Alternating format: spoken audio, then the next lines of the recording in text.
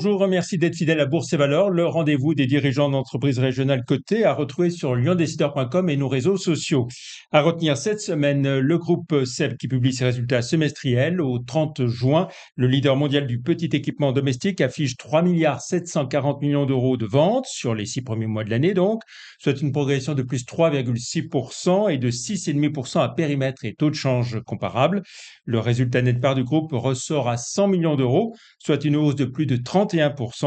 Sur l'ensemble de l'année 2024, SEB confirme son objectif de hausse des ventes de plus 5%, avec une marge opérationnelle d'environ 10%. Au 24 juillet, à la fermeture de la bourse, SEB cotait 102,30 € en repli de 9,4% par rapport au 1er janvier, mais en hausse de 4,7% en un an et en repli de 25,8% en 5 ans.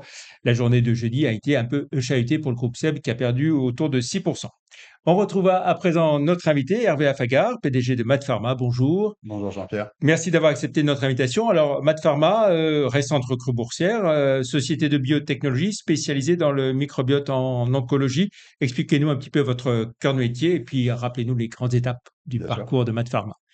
Merci beaucoup pour l'invitation. Alors en fait, MaaT Pharma, effectivement, on est une société du microbiote. On utilise plus précisément le microbiote comme un modulateur de l'immunité. Et notre cœur de métier, c'est la cancérologie et notamment les besoins médicaux non couverts en cancérologie.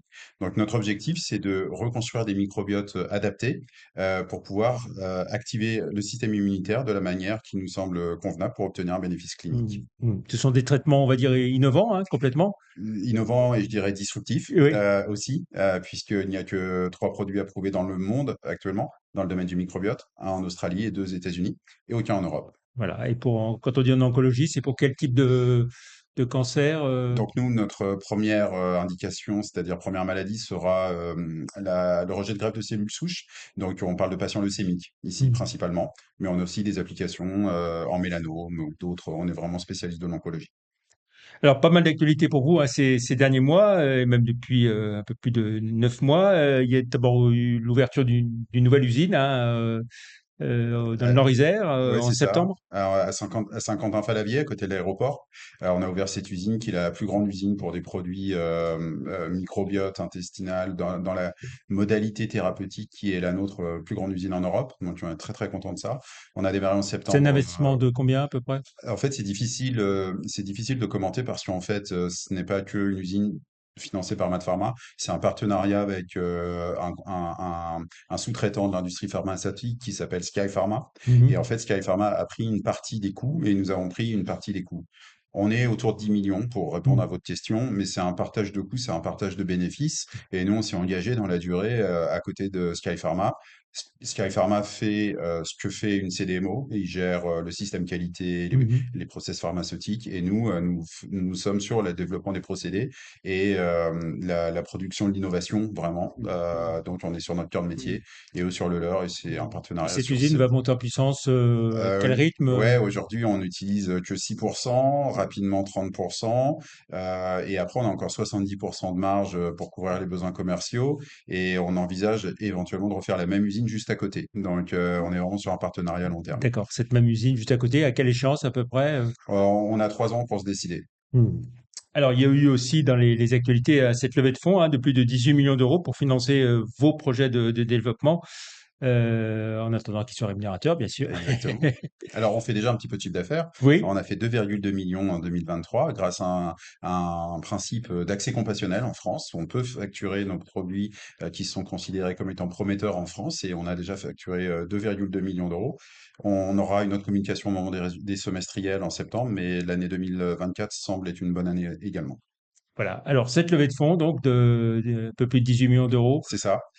Donc, levée de fonds au mois de mai. La société a aujourd'hui besoin de cash pour couvrir 3 jalons très importants qui vont arriver d'ici la fin de l'année. Le premier, c'est le résultat d'une phase 1 dans une maladie assez compliquée qui est la maladie de Charcot.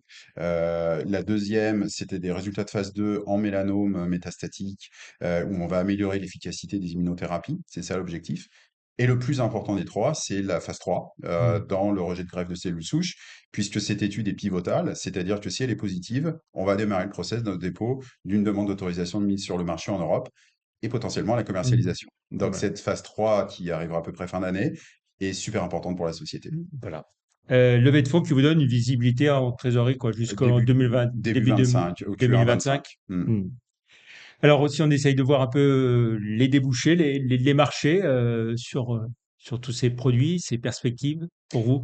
Donc nous, le premier marché avec le produit en rejet de greffe de cellules souches, il est de 200 millions, Europe, États-Unis. Le marché d'après, qui est sur une autre pathologie, il est de 500 millions. Et après, si on arrive à aller jusqu'aux immunothérapies, l'amélioration des immunothérapies, et là, on est dans le domaine des blockbusters, parce que chaque type de tumeur solide, poumon, mélanome, rein, vessie, ça sera quasiment 1 milliard de ventes par Hmm. indication. Hmm. Donc, on y va par étapes, mais on est très ambitieux. Voilà, et les débouchés, ils sont mondiaux, évidemment, les marchés Complètement. mondiaux. Les marchés sont mondiaux et enfin, encore hier, aujourd'hui, on a reçu des demandes du Canada. Enfin, on reçoit des demandes d'absolument partout dans le monde et les marchés sont mondiaux et on est attendu à beaucoup d'endroits. Hmm. Comment est l'activité en cet été 2024 L'activité est bonne. Bon, nous, on a une activité qui est assez atypique. Ce qu'on fait, c'est qu'on fait de l'innovation et on recrute des patients. Donc, c'est toujours plus ou moins linéaire. Il y a toujours des patients. Donc, ça, c'est plutôt linéaire. Ce qui est plus inquiétant, c'est l'état des marchés financiers. Hmm. De ce point de vue-là, ça génère beaucoup d'activités parce qu'on doit en faire à peu près 2 ou 3 fois plus pour avoir le même résultat par rapport Hmm. à Hmm. 3, 4 ans en arrière. Hmm. Donc, c'est surtout ça qui est un peu chaud. Et vous êtes passé au bon moment pour votre levée de fonds, là. Eh bien oui, ça doit être une spécialité chez Matt. On était passé juste avant Covid, et là on est passé juste avant la dissolution. Et c'est vrai que nous on pense que c'est pas une bonne nouvelle cette instabilité politique parce que moi je peux vous donner des chiffres. Il y a à peu près 25% des investisseurs américains qui ont dit on regarde pas trop la France en attendant de voir ce qui se passe. Donc ça c'est pas vraiment une bonne nouvelle. On a quand même hâte d'avoir une visibilité et une stabilité. Hmm. On va rappeler, Mad Pharma, c'est une équipe de combien de personnes On est actuellement 60 personnes. oui. Et combien de clients en tout Alors nous, on parle pas encore de clients parce Oui. qu'on n'est pas vraiment commerciaux, mais on peut dire qu'on a déjà environ une soixantaine d'hôpitaux qui prescrivent nos médicaments. Très bien. Pour finir, Hervé Affagard, on va jeter un œil à votre parcours en bourse. À un moment, on enregistre cette émission. Prenons les chiffres de mercredi soir. Hein, Mat Pharma cotait 7,52 €. Je crois que c'est même monté à 7,54, soit une progression de 7,7% par rapport au 1er janvier, de 17,8% en un an. Il n'y a pas beaucoup de valeurs qui peuvent prétendre être en progression hein, depuis le 1er janvier ou Non, depuis un an. non, je suis très content. C'est l'époque des Jeux Olympiques. Je suis très content de pouvoir dire qu'on est sur le podium par rapport aux biotech cotés sur Euronext.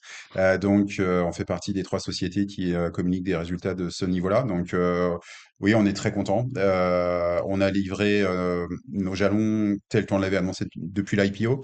Donc, je pense qu'il y a une reconnaissance du marché par rapport à ça. Et maintenant, ce qu'on attend, c'est que le marché s'améliore pour qu'il y ait un effet levier et que les investisseurs se souviennent que même dans les temps difficiles, on a su délivrer et que sur des temps peut-être un peu plus positifs, j'espère qu'ils sauront nous être fidèles et continuer à nous aider à développer la société. Merci beaucoup Hervé Affagard d'être venu sur le plateau de Bourse et Valeurs. Hein. Plus d'informations sur Mat Pharma et sur toutes les valeurs régionales cotées sur le site live.renext.com. Merci beaucoup hein, Merci. d'être venu. Bonne fin de semaine. Bons Jeux Olympiques. Hein. On sait que vous êtes un, Voilà, un fan de rugby, exactement. et notamment rugby à 7. Oui, Hein. et j'irai voir ce soir le quart de finale. Voilà, on n'en dira pas beaucoup plus, hein, puisque c'est en cours, évidemment, au moment où on enregistre. Bon été et excellentes vacances à tous ceux qui en prennent. Et on se retrouve à la rentrée pour un prochain Bourse et Valeurs. Ce sera début septembre. Merci, au revoir.